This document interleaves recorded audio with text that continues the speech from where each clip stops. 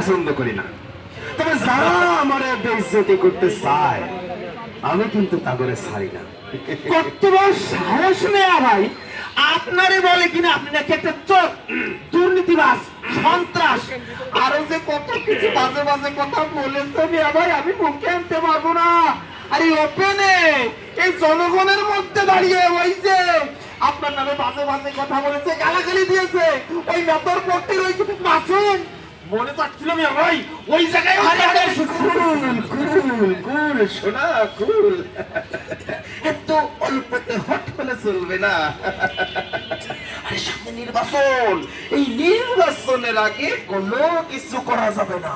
আরে ওরা মাসুম বাচ্চা, নাদান বাচ্চা, তাই বলে আমারে ঠান্ডা ঠান্ডা শোনা ঠান্ডা, নির্বাচনটা যাক তারপরে বোঝা যাবে।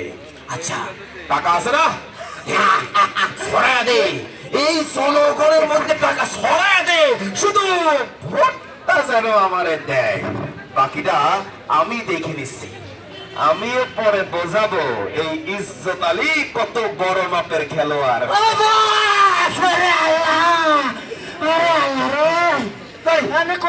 কি হইলো?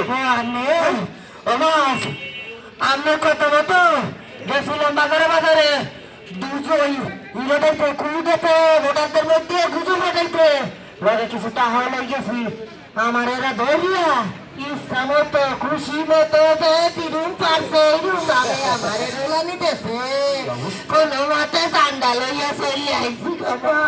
আচ্ছা শোনো, আমার একটা কথা কত, এই অবলা জনগণ এত কথা জানলো কেমনে? আরে কারা তা করে শিখাইলো? ওই সুজন আমাকে সুজন না, খালি চিল্লায়, সব টাকা খালি চিল্লায়। ওই যে সুজন সুশাসনের জন্য নাগরিক সংস্থা থেকে জনগণের সচেতন করার লেগে এলাকায় এলাকায় নাটক দেখাইছে। এই নাটক দেখে জনগণের কাছে চোখ কান খুললা, আমি যে গুজব লাগাইতে গেছি আমার দেশে খুললা। তার মানে মিয়া ভাই, আগে আমরা যেমন করে এই জনগণের মাথায় কাঁঠাল রাইখা ভাইঙ্গা ভাইঙ্গা খাইছি, এখন থেকে আর এইটা করা যাবে না।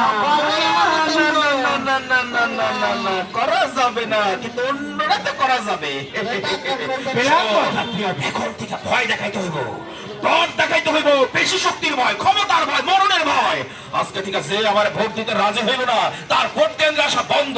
আর বলবি যদি ভোট না দেয় ইলেকশনের পরে তার বাড়ি করে জনগণ এখন আপনার মতো পাবলিক রে আর ভোট দিবে না। ভোটের আগে টাকা দিয়ে জনগণের কাছ থেকে ভোট কিনে নেবেন, আর ভোটের